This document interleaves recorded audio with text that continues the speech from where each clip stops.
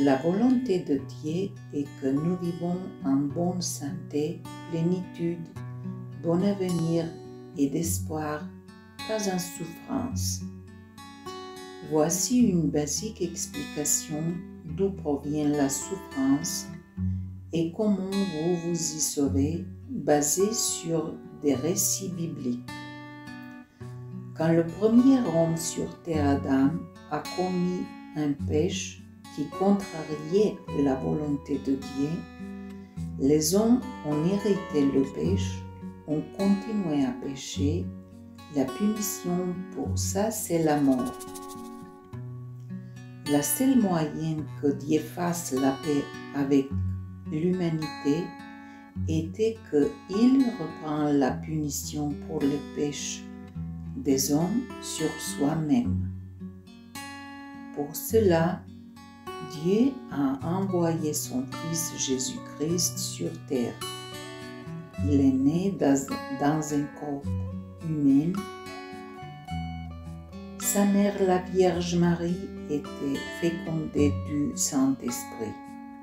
Il n'a commis aucun péché. Il a fait beaucoup de bien. Il a montré des signes et des miracles de guérison, de délivrance et de ressuscitation. Il a démontré comment il faut vivre. Jésus-Christ, au lieu de périr sur la croix, il a payé avec son sang le prix de notre péché. Il est mort, il a été enterré, il a ressuscité au troisième jour et a monté au ciel. Il est vivant et il va revenir. Avec son acte sur la croix, il a fait la paix entre les hommes et Dieu. Il nous a rachetés du diable, nous a justifiés, nous a offert le sauvetage et la vie éternelle. Il nous a sauvés des maladies, des souffrances, des malédictions. Il nous a donné le Saint-Esprit à nous aider, nous consoler et nous guider dans une vie sainte sur la protection de Dieu. La raison nouvelle est que Jésus-Christ est venu, a accompli la volonté divine, a donné sa vie pour que vous viviez à la vraie façon et quand vous allez partir de ce monde, au lieu de la mort éternelle, vous recevez la vie éternelle en communion avec Dieu. Si vous croyez et recevez cette bonne nouvelle dans votre cœur, par miséricorde divine, vous devenez un enfant de Dieu. Vous pouvez vous sauver de la punition pour vos péchés, de la mort et de la souffrance si vous priez sincèrement et ainsi accéder vers Jésus. Si vous dites en paix avec de la foi du cœur parler à Dieu, il vous écoute. Jésus-Christ, je reconnais et je suis d'accord avec l'écrit que je suis pécheur. Je regrette et je rejette le péché. Je crois que tu es le Fils de Dieu qui est mort pour l'humanité et moi, pour mes péchés, et Dieu t'a ressuscité des morts.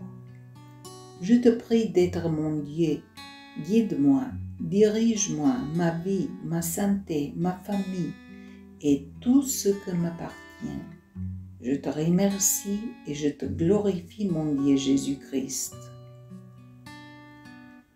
Si vous faites ça du cœur, sincèrement, vous êtes devenu un enfant de Dieu et vous êtes sauvé.